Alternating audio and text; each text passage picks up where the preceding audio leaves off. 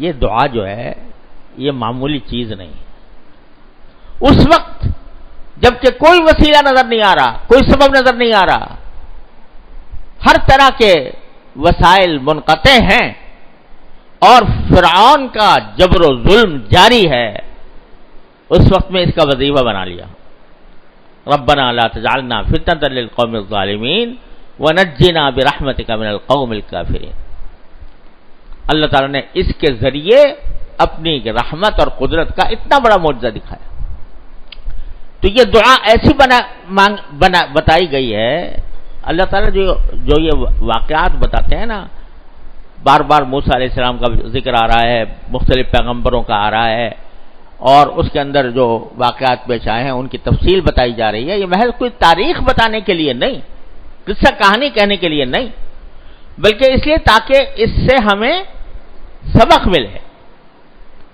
تو سبق یہ ملا کہ جب انسان کے ظاہری اسباب کے لحاظ سے انسان ہر طرح مجبور ہو جائے، کوئی راستہ اس کو نظر نہ آ رہا ہو، تو واحد علاج یہ ہے کہ اپنے پروردگار کی طرف رجوع کرو اور اس سے مانگو، مانگتے رہو مانگتے رہو مانگتے رہو، مانگنے کو اپنا وظیفہ بنا لو، تو اللہ تبارک و تعالیٰ اپنے فضل و کرم سے راستہ کھول دیں گے.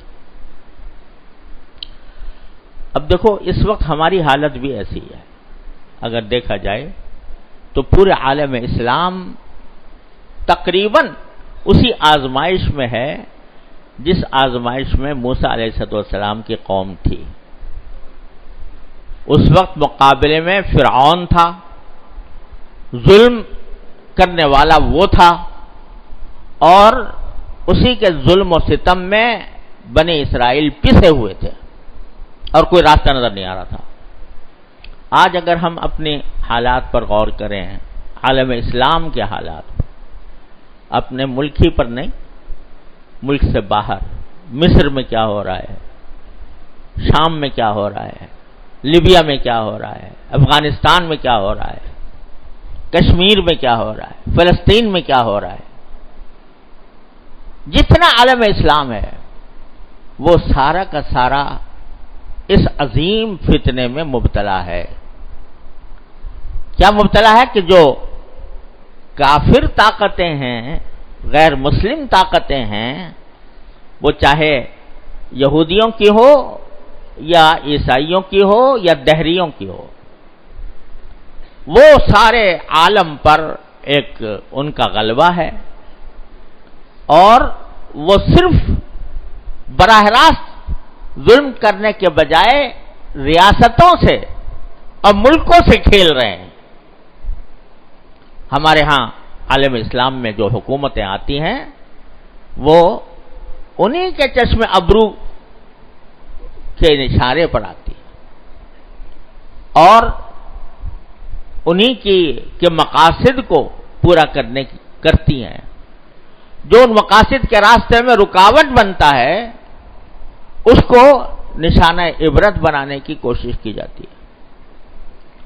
کبھی بہت سی جگہوں پر تو براہ راست جنگ کے ذریعے حملہ ہے، جیسے فلسطین میں کہ یہودی ہر وقت مسلمانوں کو نشانہ بنا رہے ہیں، اور کہیں دوسرے حربوں سے مسلمانوں کو تکلیف پہنچانے کی کوشش کی جا رہی ہے. اب دوسروں کو اپنا اقتصادیات میں، مالیات میں اپنا غلام بنایا ہوا ہے.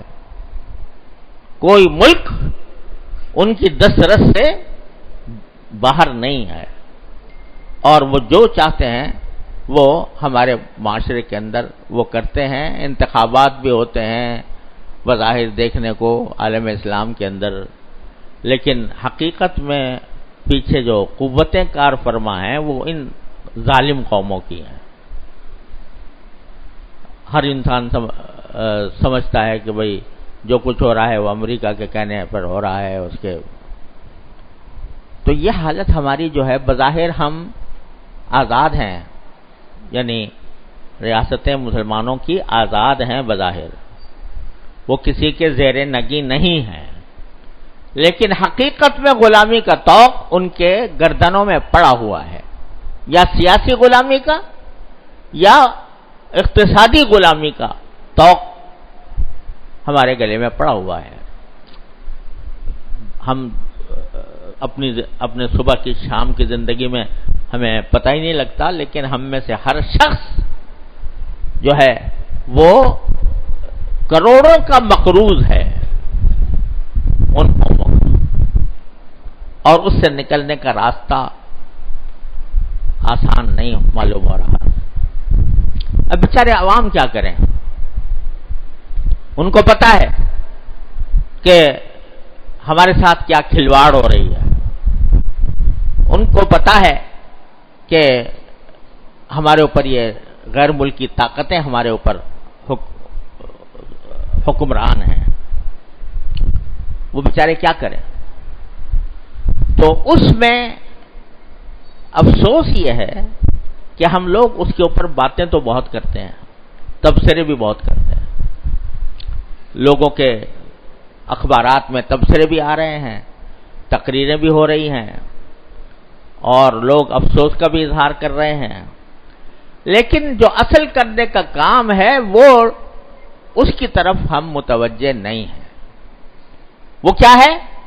اپنے پروردگار کو پکارنا، یا اللہ ہم اس مصیبت میں پھنس گئے، یا اللہ ہمیں سے نجات دے، ربنا لا تجعلنا فتنة للقوم الظالمین ونجنا برحمتک من القوم الکافرین۔ ارے اللہ میاں کو پکارو جو ان ساری طاقتوں کا سے بڑھ کر طاقتور ہے، اس کو پکارو، اس کی طرف متوجہ ہو، اس کی نافرمانی چھوڑو، اس کے حکم پر عمل کرو، اس کے حکم کے مطابق زندگی گزارنے کی کوشش کرو، اور یہ کہتے رہو کہتے رہو کہتے رہو، اس کو وظیفہ بناؤ، ربنا لا تجعلنا فتنة للقوم الظالمین ونجنا برحمتک من القوم الکافرین۔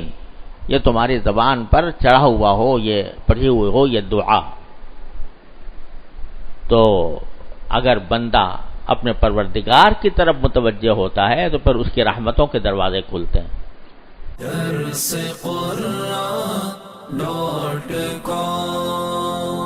www.darsequran.com